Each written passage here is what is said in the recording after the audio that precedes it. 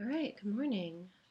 So today we are going to be doing a sequence of figures, and I have the Russia Swim Synchronized Swimming Team Gold YouTube video here, and the timestamp right now is at 15 seconds, and the figure is about to shoot through the air, and I've already done a preliminary kind of compositional draft. So I want to have figures down below.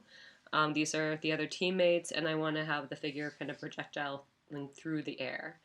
And so I'm just going to create, some kind of basic compositional lines to make sure I can keep things kind of consistent in proportion as it moves. Good, okay. Okay, now I'm gonna think about what the first pose is, because the first pose that I have drawn here is where she's projecting out of the water, and then she's kind of starting to turn into the air, and then her feet go up. I feel like there needs to be one that is right in the middle though, so instead I'm going to leap forward until she gets to the very top of her. Good. And then when she gets right here, that's when I'm going to start to draw my figure in. And I'm going to try to keep my lines very gestural, trying to keep them open and clean. Get the bottom of her feet down here, get the calves, get the hamstrings, and then the arc of the spine and the head connected up here. The arms extend out. The elbow is slightly bent. Negative space between the body here and the back connects down through the shoulders and down through the sits bones. Good. And then I want to just make sure I've got a good divide there in the legs. Good. Okay. And I'm pretty happy with the way that came out. I think the head just needs to come back a little bit further. Feel free to overlap your lines over and over again, because that's kind of the idea of the gestural line drawing, is that it's long, it's continuous, it's observational. And so it's a lot like the blind contour drawings that we did at the beginning of the semester, where we kept our pen on the page and we reinforced our hand-eye coordination by not looking at the page and kind of forcing our hand to do whatever the eye was doing and thinking about our placement on the page. Okay, so now I've got one figure here. The only thing I want to check is that the figure's feet line up. So I'm going to remind myself that the feet need to line up through here. And I just need to make sure that this one doesn't crouch over too much. I want to give nice space between them. Okay, and now I'm going to go backwards, and I'm going to try to get the one that's just to the left. So I'm going to press, it's already paused. I'm going to press comma, comma, comma, comma. And I might actually just draw a few kind of like lines here indicating that that's where her body is kind of curling up. Comma. Okay, and then so just here, maybe I'll go ahead and draw the legs extending out and the figure coming up and the arms once again. Just kind of gesturing that in there. Good. And then comma, comma, comma, it's going backwards. Now I'm going to come to this pose here, and the arms are outreaching, outreaching.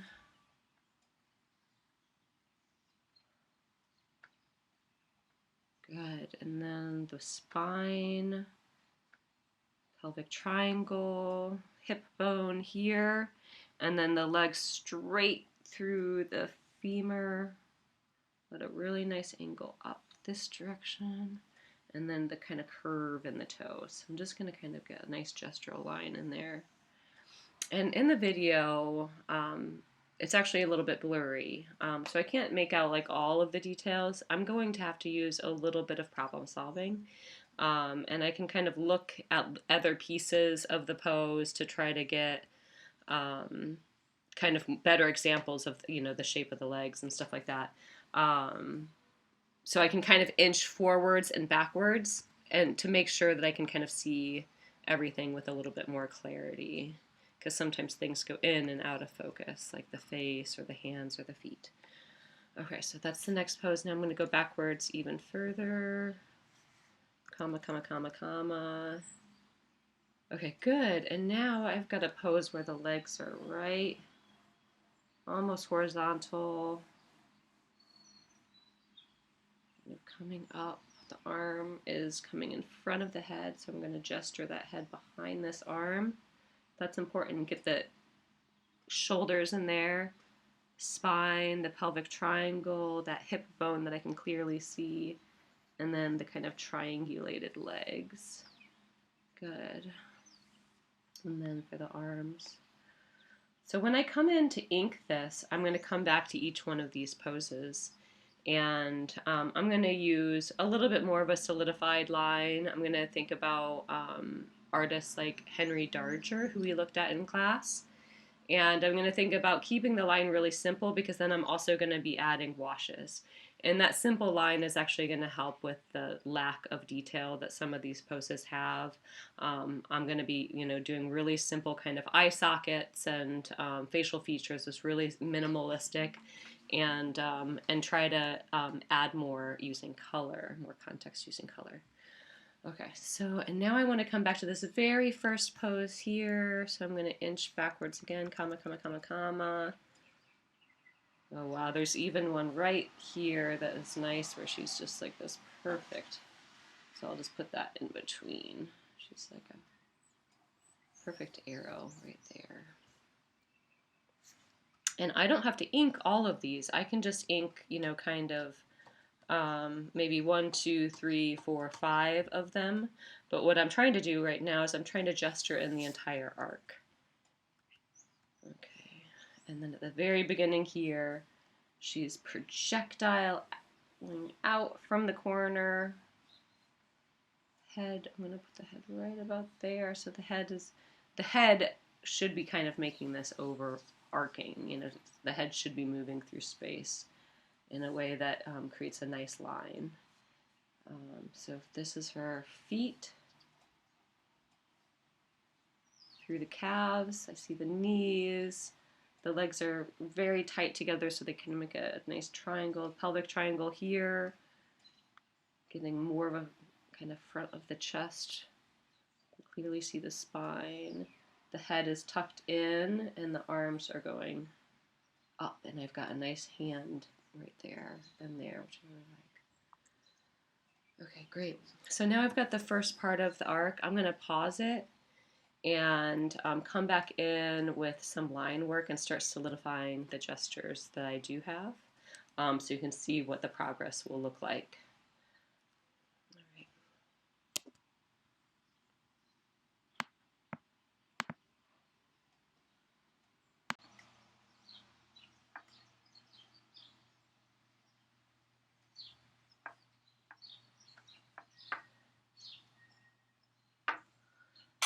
So now I've gone back in and I've solidified the line quality. I've made it much more kind of simple line, but I've captured the essence of the pose. And so by drawing that gestural drawing underneath, hopefully I've been able to create something that feels fluid and feels like there's structure underneath. So now I'll continue to kind of work my way across, and then I'll come in and add watercolor, and that'll help make each figure pop a little bit more.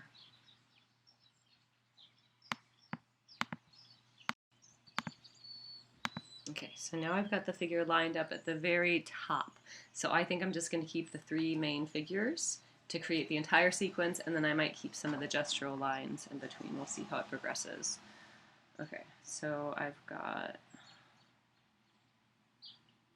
the hip here. Oh, and I want to make sure that that entire leg can fit in there. So I'm going to measure this leg. Good. Good. So the ratio is the same. So just make sure as you continue. So I already made the draft, but as I'm coming back in, just double check your measurements before you solidify anything. And you can check kind of the length of legs or arms, things like that that are in similar perspectives. Okay. So I've got the back of the hamstring, and then I've got the back of the knee, and then I've got the calf, And then like one hand kind of comes in right there. And then the edge of the ankle and the toe.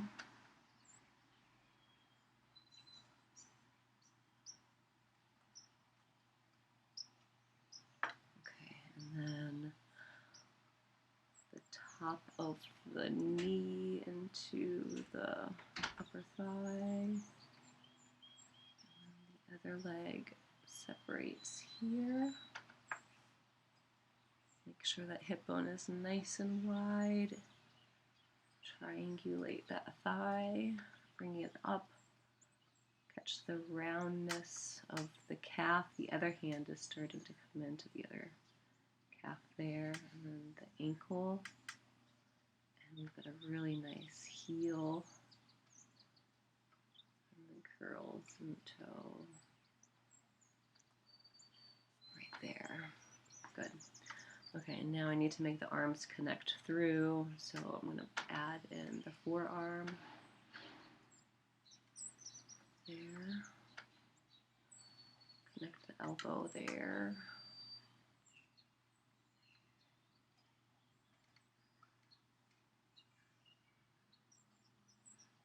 swimsuit connects through the back,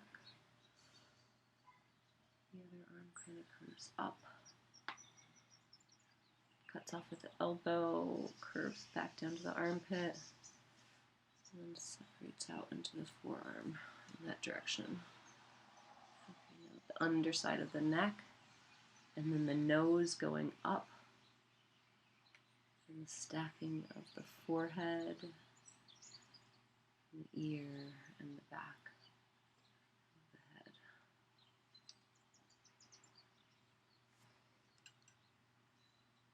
Good, okay, does everything look right there? There's like little drops of water too. I might try to keep those.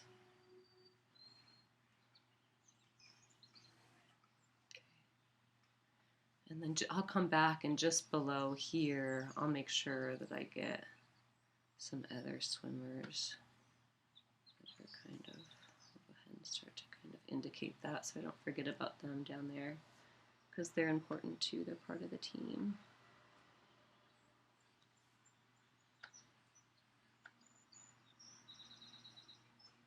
It's actually kind of fun to draw in this folksy, kind of very simplified way.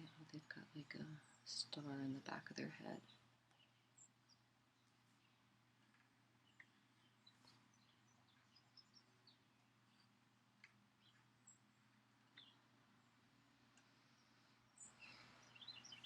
Right. Cool. Okay. And color will help kind of create a little bit more volume in the legs through here. Oh, and then I've got the pattern on the, there. Okay. And now I'm going to fast forward again. Wow, she goes completely upside down here. I didn't add that in, but I think I might want to. Okay, so I'll stop there.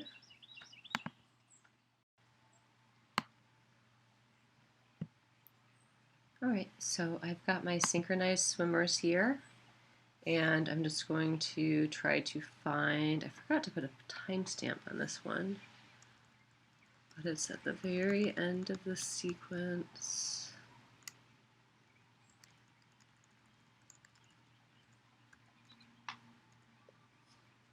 Alright, so cut there. Alright, so now I have my basic composition laid out.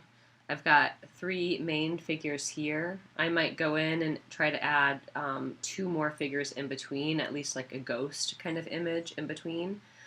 So for now I'm going to leave the background sketches, but I've come in and at least cleaned up some of the graphite line inside of my figure here, making sure that I'll have a nice clean wash. I can leave some of it if it looks structural and expressive, but I want to make sure that I get a nice clean light on some of the edge of these forms here. Okay. Alright, so I've also mixed a couple different kind of skin tones here. I've used an ochre, which felt much too orange. And so I added that with a little bit of white and a little bit of pink, and then I added a little bit of a burnt sienna, and then over here a burnt sienna and a blue. And so I want to try to make maybe one that's just a little bit more, the white kind of, it makes it chalky, and I want something that looks kind of vibrant, so I can put down a really thin wash. So maybe if I just mix a little bit of red and yellow, actually I like that. So I'm just going to make kind of a really pale orange, and that's going to be my skin tone. That looks much more translucent, just using water to dilute the saturation instead of the white that comes in the palette. Okay, now when I put down this wash, I'm going to go ahead and cover up all of the skin with this tone, and then I can always come back in later and add a second tone if I want to. Because I'm doing one flat tone, I can just go straight over top of the lines. Fill that entire space in one quick go.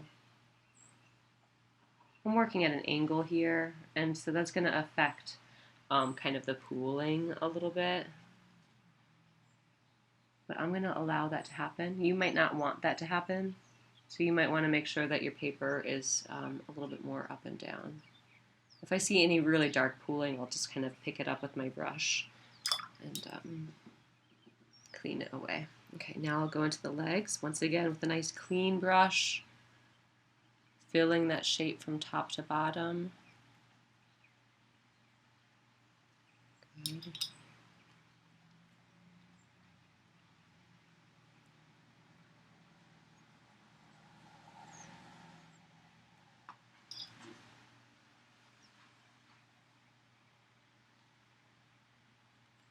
I can go right over top of this line between legs too and try to connect these shapes. And then I'll have less pooling. Great, okay. And I don't mind a little bit of darkness in the knees because there's going to be a shadow there anyways. Okay. And then I'll go ahead and just add a little bit more. The face is a little bit pale because all the water is going down with gravity and taking the pigment with it. So just a little bit more saturation through the face. Get the ear. Good. And now I can go through the other figures. I can clean them up, make sure that once again the white space is nice and clean, and then add my flat washes to those areas. So I'll pause here and I'll come back after I get those tones in, and then we'll get some other colors into the background. And into the swimsuits and the hair and the figures below. Alright, so now I've gone in and I've added the skin tones to each of the figures and a color to create contrast, a nice kind of teal color. And then I decided that I didn't really like the really hard graphite lines as much as I thought I would. They just feel a little bit too... what is the word? Just kind of thick. The line was just a little bit too thick. I was using a new pencil that I'm not used to using. They're these kind of graphite sticks, and they just, they're not as fine as the mechanical pencil I'm used to working with. So I'm going to go back, and I've lightened a lot of the lines already, but I'm going to come back in with a micron, which is much more precise. And I think I'll get just a little bit of a cleaner line, and getting rid of some of the gray is also helping maintain the freshness of the color that I've added. You can see down here the lines that I haven't erased yet. They're just a little bit thicker than, up here. Now that I've softened the lines, they're blending in nicer, but I do want to make sure I still have like a crisp kind of detail. So I'm just going to soften the lines and just come in with a micron pen.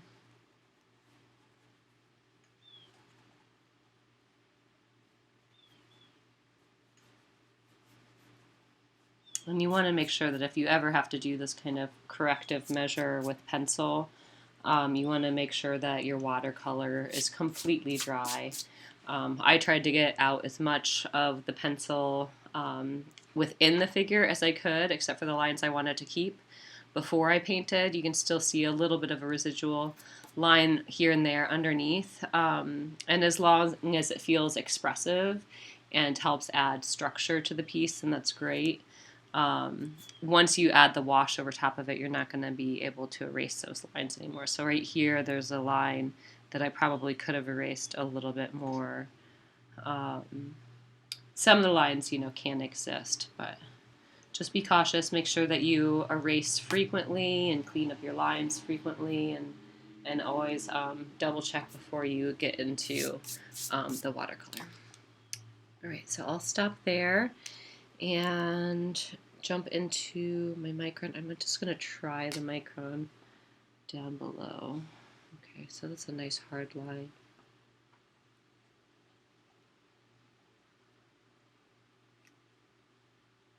Maybe I do like the pencil now that it's a little bit quieter.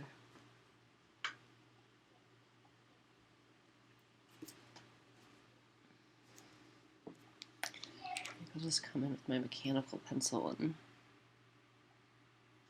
get some of those lines back, maybe back in there a little bit.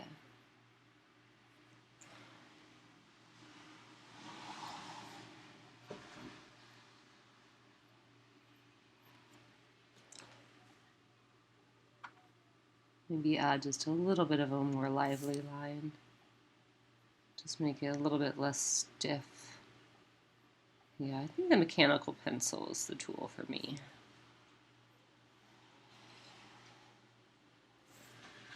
Those other pencils are probably great for shading. But when it comes to getting a nice clean line, mechanical pencil is just ideal because you can, use different sizes. This one's an 0.7 Pentel.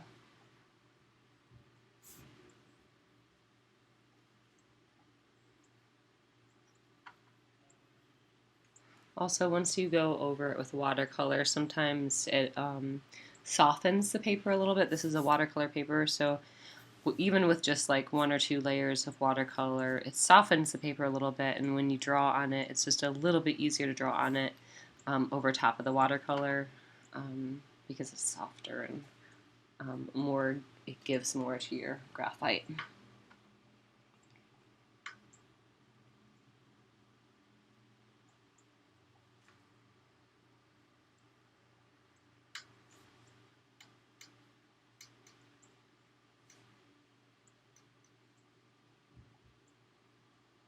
One, two, three, four. I felt like that might be one toe shy. I had a little toe there.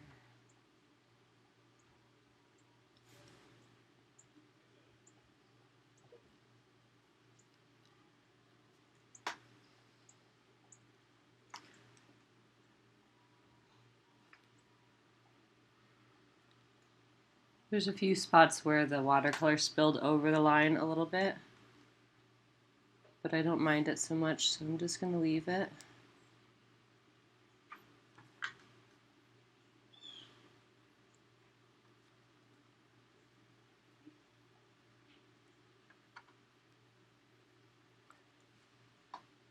Good, okay.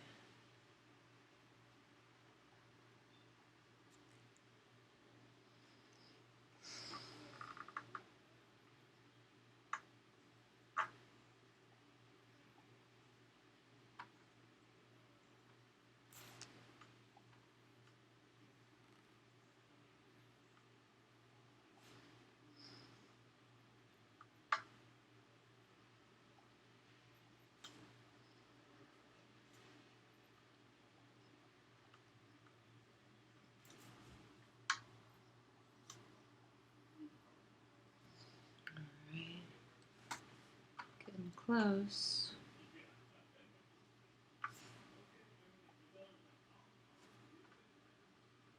You could also use a colored pencil or a colored pen or marker to add even more expressive qualities. And then if you ever wanted to create, kind of motion lines, also, just using thinner line weights or kind of color transitions to suggest those lines of movement. I ended up deciding to erase out all of those movement lines that I had between. They helped me form the composition, but in the end, I really liked the space in between, and I liked how this represented the beginning, the middle, and the end of the trick or the sequence.